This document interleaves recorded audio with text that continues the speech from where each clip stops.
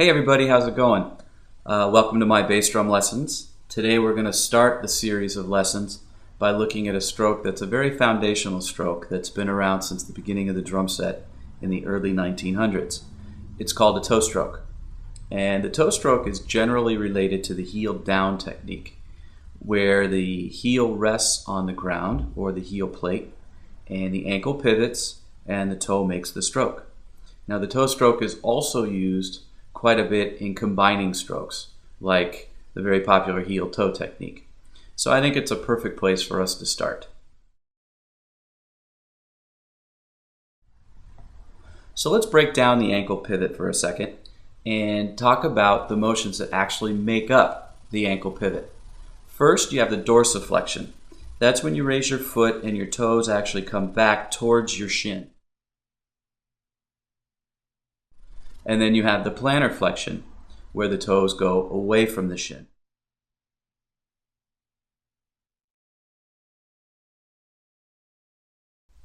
So as you're doing this exercise with me, you're going to recognize that when your foot comes up, there's a muscle that's at the top of your foot that runs up your leg that's burning like crazy.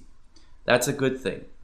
That muscle is called the tibialis anterior muscle, and we're doing this so that we work on and isolate the flexibility of that muscle. This is a great exercise to do because you can essentially do it anywhere. You can do it sitting at home, sitting in front of the TV, sitting at the drum set. So just try it for a minute or two a day, and I think you're going to notice a lot more flexibility with that ankle pivot.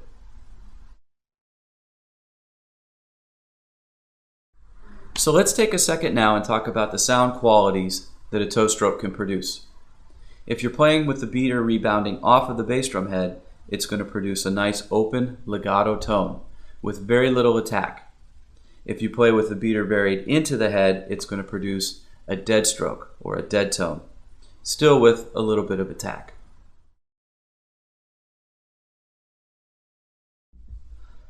Although it can produce open tones and dead tones, it's most commonly used for open tones.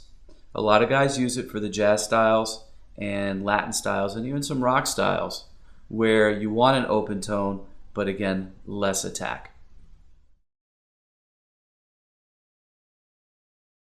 It's important to note here, though, that sound does not equal dynamics. The sound quality of an open tone with less attack still can be played at any dynamic range.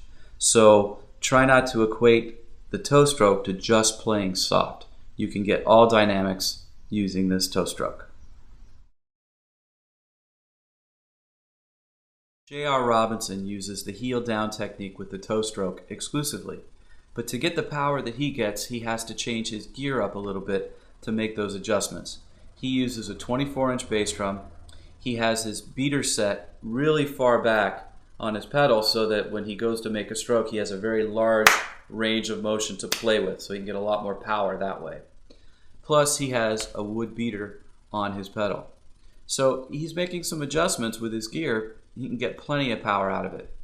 But for anybody who's playing a normal 20-inch, 22-inch bass drum with their beater set back kind of at a standard distance, they're not going to get as much power as somebody like JR. We're going to learn this stroke and all the strokes going forward without the springs first. Well, this is the most direct way I know to isolate all the motions it takes to play the strokes and isolate the weight distribution necessary to play them at the same time. I've had tons of success with a lot of my students doing it this way, and I think you'll see that once you put the springs back on the pedal, these strokes are going to be effortless and you're going to be really clean.